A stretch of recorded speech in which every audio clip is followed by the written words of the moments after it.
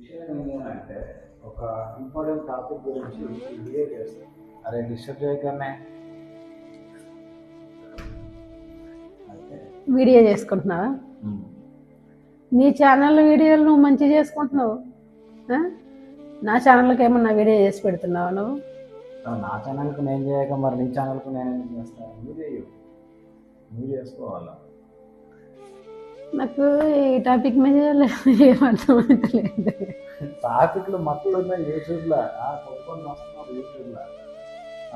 శివాజీ, అన్వేష్ గారు, అన్న ఇంకా ఆమె పేరు మనకు ఎందుకు కానీ మస్తున్నాయి టాపిక్లు యూట్యూబ్లో. అదేం క్వశ్చన్?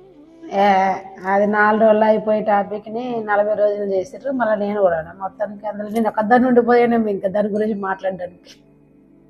తప్పులేదు, ఎందుకు మాట్లాడద్దాం? ప్రపంచ యాత్రికులు కూడా మాట్లాడుతున్నారు దాని గురించి. ఏం ప్రపంచ యాత్రికుడా కానీ మాట్లాడుతున్నాడు. అదా నీ అభిప్రాయం చెప్పు ఆయన మీద. నాకు అసలు ఏ అభిప్రాయం లేదు అతని మీద. అవును, మరి అంత వరస్ట్ మాట్లాడుతున్నాడు ఆయన. అని చెప్పింది మళ్ళీ కొత్త విషయం కూడా కాదు. పీరియడ్స్ ప్రాబ్లమ్స్ ఉంటాయి ఆడవాళ్ళకి, వాళ్ళకంటే స్వేచ్ఛనే వాళ్ళట. చీరకట్టులో అంటే స్వేచ్ఛ లేదట. అదేంది, చీరకట్టుతో ఝాన్సీ మహారాణి యుద్ధం చేసింది. చీరకట్టుతోనే వ్యవసాయం చేశారు మన వాళ్ళు. గోచీర మన తెలంగాణలో ఇప్పటికీ కడతలేదా గోచీరలు? అవి వ్యవసాయానికి ఎంత బాగా పనిచేస్తాయి. మగోళ్ళు కట్టుకునే పంచలాగే కదా సేమ్ అది కూడా ఉంటుంది. మళ్ళా బాలింతలు కూడా అప్పుడు దాకా డ్రెస్సులు వేసుకున్న అమ్మాయి అయినా సరే బిడ్డకి పాలిచ్చి పెంచాలంటే చీరకట్టే కరెక్ట్. అసలు చీర విలువ తెలియదు ఆడికి. ఆడికి చెడ్డీలు మిడ్డీలు ఎప్పుడు ఇండియాలో ఉండేది తక్కువ, ఆ ఫారిన్లలో ఉండేది ఎక్కువ. కానీ ఒకటి చెప్పిన బుజ్జి, ప్రపంచాన్ని చూశాను నేను, ప్రపంచ యాత్రికుని అని అతని గురించి అనట్లేదు. ఎవరైనా సరే ప్రపంచాన్ని అర్థం చేసుకోవాలి. ప్రపంచం చూస్తే కాదు, ప్రపంచం ఎప్పుడు అర్థమవుతుంది అంటే మనం ఒక దేశం వెళ్ళినప్పుడు ప్రతి దేశానికి కూడా సంస్కృతి, సాంప్రదాయం, ఆచారాలు ఉంటాయి. అవి అద్దం పట్టే చారిత్రక కట్టడాలు ఉంటాయి. మన ఇండియాలో ప్రాచీన ఆలయాల్లో మన శిల్పకళ నైపుణ్యం తెలుస్తుంది. అలాగే ఒక్కొక్క దేశానికి కూడా చారిత్రక కట్టడాలు, ఒక్కొక్క చరిత్ర అవన్నీ ఉంటాయి. ఈయన ఎటుపోయినా కానీ ఈ పబ్బులు ఎక్కడుంటాయి, యోయో రూములు ఎక్కడుంటాయి, బీచ్లు ఎక్కడుంటాయి, నా కళ్ళకి ఆనందం ఏడుంటుంది, ఇది వెతుక్కోవడానికి సరిపోతుంది.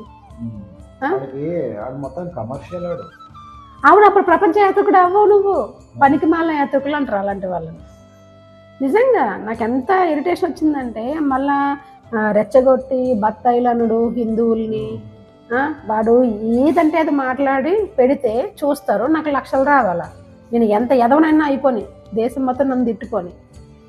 అయినా అతను మతిస్థిమితం పోయిందేమో అనిపిస్తుంది నాకైతే. 10 రకాల తిండ్లు, 10 రకాల గాలి, 10 రకాల నీళ్ళు ఇవన్నీ తాగి ఆయనకి బాడీ ఎందుకో అంటే బ్రెయిన్ సరిగా పనిచేస్తలేదేమో అనిపిస్తుంది. ఏదంటే అది వాగుతున్నాడు, ఎట్లా పడితే అట్లా వాగుతున్నాడు. చెప్పిన విషయం అందరికీ తెలిసిన విషయమే, చిన్న విషయమే, దానికి ఇంత ఒక వల్గారిటీని యాడ్ చేసి చెప్పడము.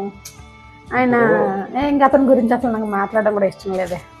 మాట్లాడద్దు కరెక్ట్గా. ఇప్పుడు ఒకటి ఏంటంటే వాడు చేస్తున్నాడు, వాడి ప్రయత్నం మీద వాడు చేస్తున్నాడు, కానీ చూసేవాళ్ళకు ఉండాలి కదా దిమాగ్. ఏంది పిఎం సీఎంలని నచ్చకపోతే దించేస్తారు జనాలు. ఇతను ఎంత పెద్ద విషయమా దించేస్తున్నారు. ఇప్పటికే ఇన్స్టాగ్రామ్ లో దాదాపు ఒక 5 లక్షలు 6 లక్షల మంది అట్లనే దించేస్తున్నారని. ఏం చేసింది తెలివిగా హిందువుల్ని వేరు చేశాడు. ఇప్పుడు భారతీయుల్ని ఒక తాటి మీద నడిపిస్తే భారతీయులందరూ వీడికి వ్యతిరేకం అవుతారు. అదే హిందువుల్ని వేరు చేశాడు అనుకో, క్రిస్టియన్స్ ని ముస్లిమ్స్ సంబరపడి ఆడు వీడియోలు చూస్తారు కదా. విభజించి పరిపాలించడము వీడు పట్టిండు దాన్ని. విదేశాలు తిరిగాడు కదా బాగా. అన్నది ఇండియాని ఎప్పుడు ఎవరొచ్చి విభజించి పరిపాలించినా వాళ్ళు సక్సెస్ అయ్యారు స్టార్టింగ్ లో మాత్రమే. అది ఆడికి అర్థమైతలేదు. వీడు కూడా స్టార్టింగ్ లో ఇప్పుడు డబ్బులు వస్తున్నాయి అనుకుంటున్నాడు, కానీ ఒక్కసారి తొక్కి పెట్టి నార తీస్తే ఎందుకు నాకు నిజంగా నిన్న మొన్న అనిపించింది, వీడు ఆదిత్యనాథ్ దృష్టికి వెళ్ళాలా, బుల్డోజర్ వెళ్ళిపోద్ది ఆడి మీద నుంచి, అంతే దరిద్రం వదిలిపోతుంది. ఆడి మీద నుంచి వెళ్తుందో ఏమెళ్తుందో అదంతా మనకి ఎందుకు కానీ ఆయన నాకు ఆయన ఇంట్రెస్ట్ లేదే అతని గురించి మాట్లాడాడు కూడా. ఒకటి బుజ్జి, ఏ టాపిక్ ని ట్రెండింగ్ చేయాలో తెలుస్తలేదు మన వాళ్ళకి నిజం చెప్పాలంటే. 4 రోజుల్లో అయిపోయే టాపిక్ 40 రోజులు చేస్తున్నారు. ఒక అబ్బాయి అంటాడు, రామాయణం స్టోరీ 10th క్లాస్ లో పెట్టారు, మేము ఎందుకు చదవాలా, మీరు ఉపాధ్యాయులు వేరే మతం గురించి చెప్తే సస్పెండ్ చేస్తున్నారు కదా అని అడుగుతున్నాడు. ఏంట్రా అనుకుంటా అబ్బాయి, అంతే. ఎంత వ్యతిరేకత వచ్చిందో చూడ అబ్బాయికి అప్పుడే.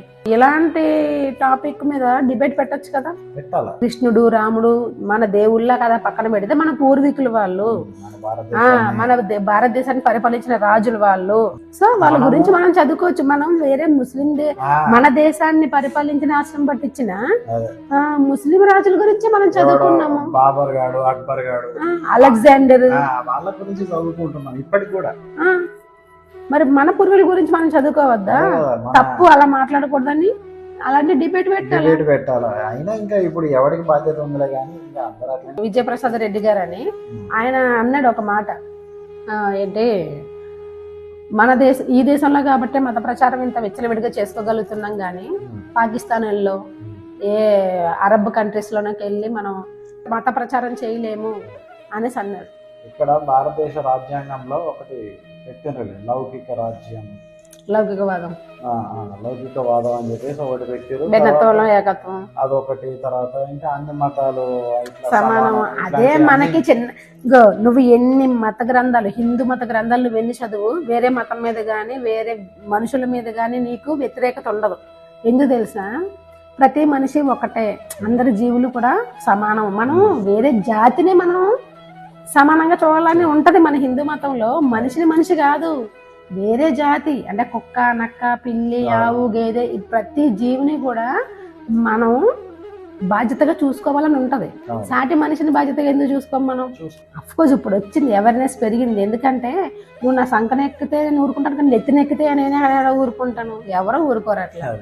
మనకున్నదే ఈ దేశం ఒకటి. అదే కదా.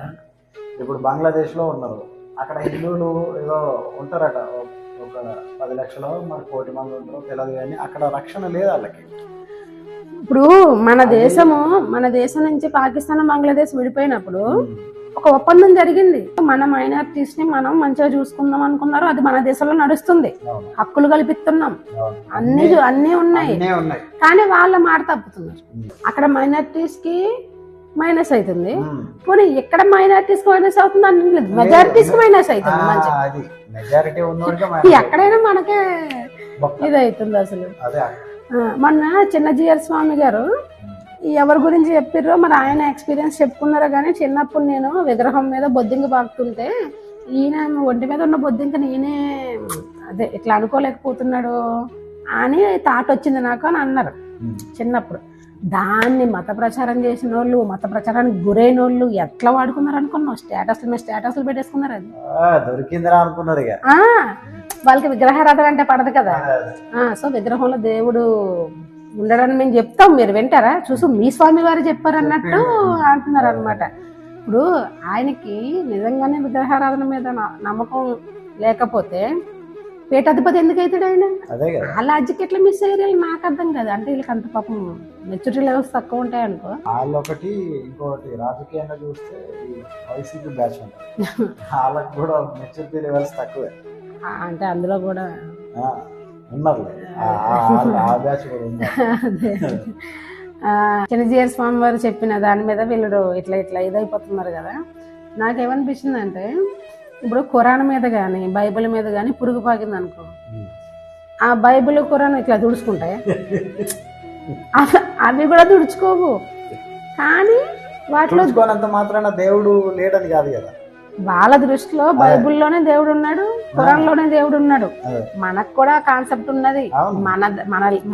మన హిందూ మతంలో లేని కాన్సెప్ట్లు ఏ మతంలోకి కొత్తగా రావు. ఇందులోంచి అందులోకి వెళ్తే గానీ మనం భగవద్గీతలో దేవుడు ఉన్నాడు అని అనుకోమా? సేమ్ అదే కాన్సెప్ట్. వాళ్ళు ఏ విగ్రహమో తుడుచుకోదు. ఎందుకు తుడుచుకోదు అంటే, మనం ఒంటిపై సూక్ష్మజీవిని మనం తుడుచుకుంటామా? ఏ లెగు లెగు అని మస్తు ఉంటాయి. మరి దేవుడి దృష్టిలో మనం కూడా అంతే కదా. మనందరం ఆయన మీద పడి బతికే పరాన్న జీవులమే, సూక్ష్మ జీవులమే.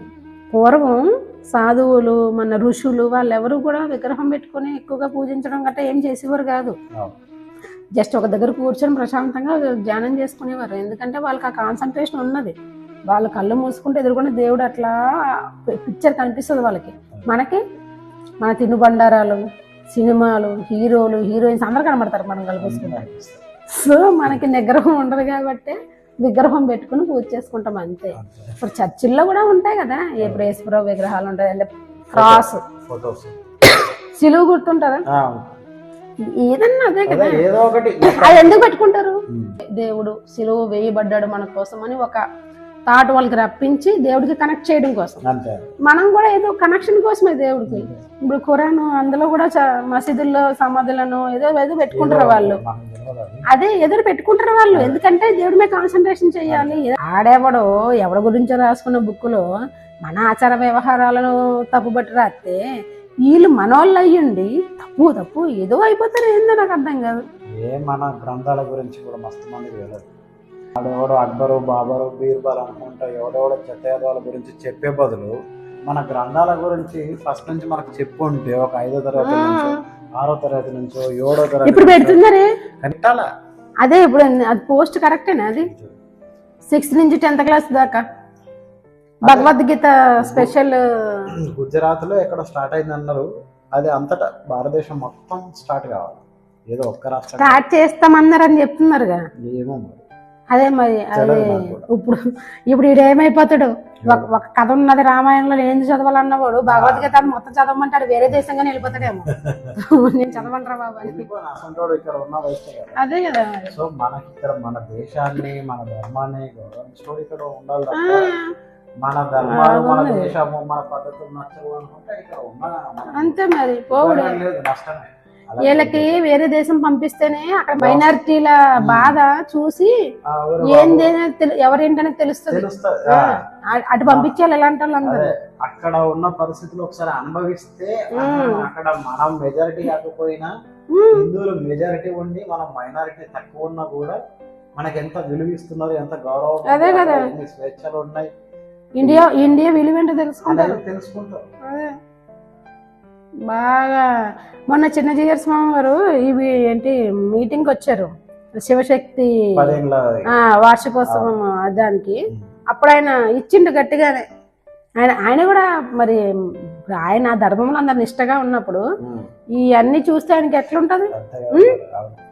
కాకపోతే ఆయనకి సంస్కారం బాగా ఉంటది కాబట్టి ఆయన నోరు కంట్రోల్ గా పెట్టుకుని నా తల్లి గొప్పది అని చెప్పుకునే తప్పులేదు. కానీ నీ తల్లి కంటే నా తల్లి గొప్పది, నీ తల్లి క్వాలిటీస్ కంటే నా తల్లి క్వాలిటీస్ బాగా ఎక్కువ ఉన్నాయి అనేవాడు నాలుక కట్ చేసేయాలి అక్కడే అని చెప్పాడు. అది మనోళ్ళు ట్రెండ్ చేస్తే బాగుండు అవి ఆ షార్ట్స్ ని. అట్లా అన్నడానికి కూడా తెలియదు కదా చాలా మంది. అలాంటివి కాదు, అనసూయ ఇంకేదో ఏందేందో ఏ విషయాలు ట్రెండింగ్ లో చేస్తారు. ఏందో ఏం చేయాలో కూడా తెలుస్తలేదు. అందుకనే నువ్వు ఎట్లా యూట్యూబ్ ఛానల్ పెట్టినావు కాబట్టి ఇట్లాంటి విషయాల మీద నువ్వు అప్పుడప్పుడు వీడియోలు చేయి.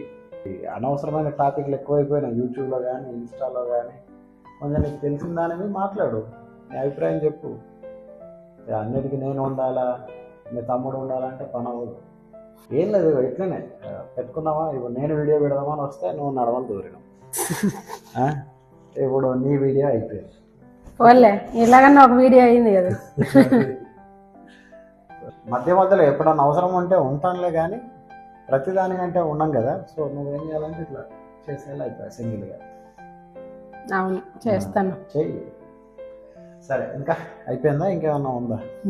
ఏం లేదు. ఓకే మరి మనం రేపు చేద్దాం లేదు ఈ వీడియో. Right, bye.